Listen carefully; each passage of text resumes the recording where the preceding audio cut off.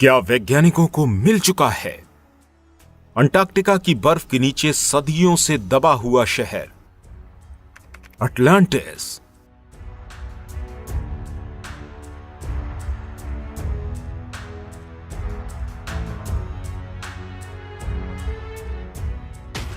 Antarctica दक्षिण महासागर से घिरा हुआ दुनिया का सबसे दूर दराज इलाका है, जो कि लगभग 1,30,00,000 स्क्वायर किलोमीटर में फैला हुआ है।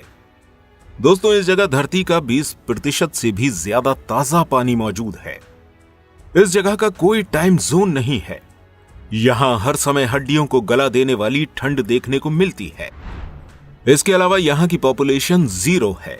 दोस्तों, इस कॉन्टिनेंट का काफी बड़ा हिस्सा ऐसा है जहां करोड़ों सालों से आज तक ना तो कोई इंसान गया है और ना ही कोई जीव वहां पहुंचा है। दोस्तों, कई सालों से ना तो यहां कोई बर्फ गिरी है और ना ही बारिश हुई है। इसके बाद भी इस जगह बर्फ की मोटी परतें मौजूद हैं। इसे दुनिया की सबसे खतरनाक और सबसे मिस्टीरियस जगह भी कहा जाता है। दोस्तों, ये विशाल क्षेत्र सिर्फ सूना नहीं है, बल्कि यहां कई सारे रहस्य दफन हैं। और आज हम अंटार्कटिका के कुछ ऐसे ही रहस्यों के बारे में बात करने वाले हैं। दोस्तों, क्या आप सोच सकते हैं कि अंटार्कटिका की इतनी मोटी बर्फ के नीचे एक विशाल गर्मी का स्रोत भी दबा हो सकता है?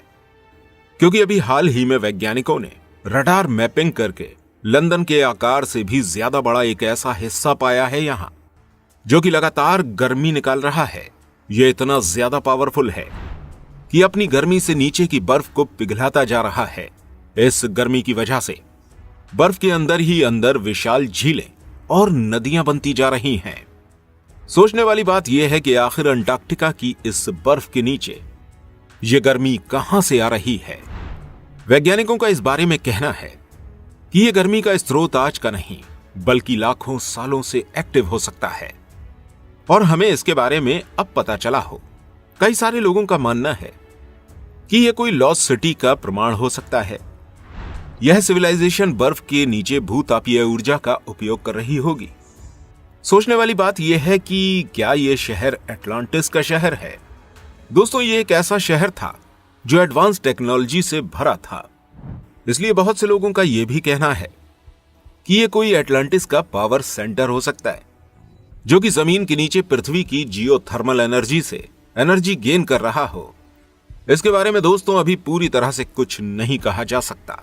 इसके अलावा एडमिरल रिचर्ड बर्ड की डायरी ने लोगों को काफी ज्यादा प्रभावित किया है। अगर आप नहीं जानते कि एडमिरल कौन थे, तो हम आपको बता दें कि ये अपने समय के अमेरिका के सबसे ज्यादा सम्मानित नौसैनिक अधिकारियों में से एक थे।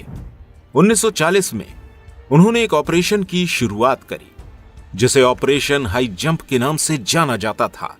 इन्होंने अपनी डायरी में लिखा था कि जब ये अंटार्कटिका के दक्षिणी ध्रुव के ऊपर उड़ान भर रहे थे, तो उन्होंने कुछ अजीब ही देखा।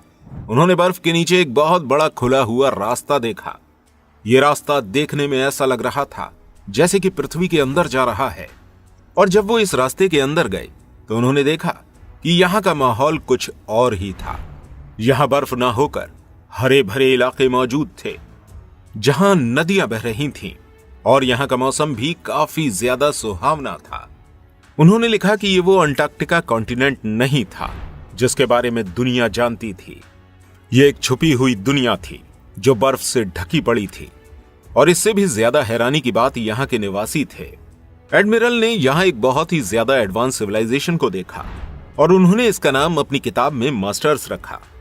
दोस्तों, बर्ड की डायरी को लेकर अक्सर लोग उसे काल्पनिक घटना बताते रहते हैं, लेकिन बर्ड की इस रिसर्च के बाद वैज्ञानिकों ने एक थ्योरी दी, जिसे होलो अर्थ थ्योरी के नाम से जाना जाता है।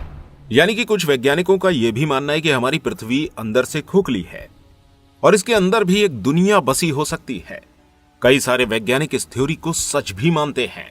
वहीं कई सारे लोग ऐसे भी हैं जिनका कहना है कि यह सिर्फ एक कल्पना है और बचकानी कहानियों से कुछ ज्यादा नहीं है और इसका हकीकत से कोई कनेक्शन नहीं हो सकता।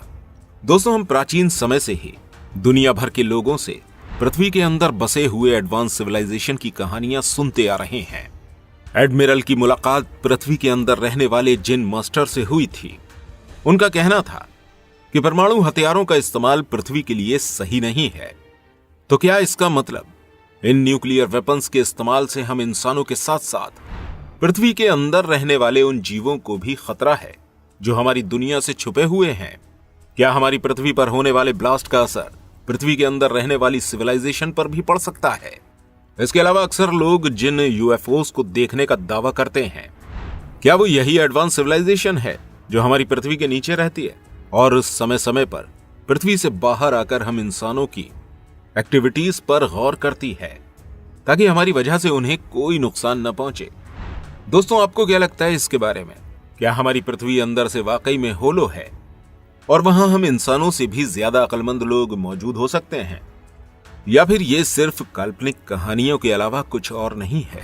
कमेंट करके हमें जरूर बताइएगा आपको क्या लगता है इस बारे में।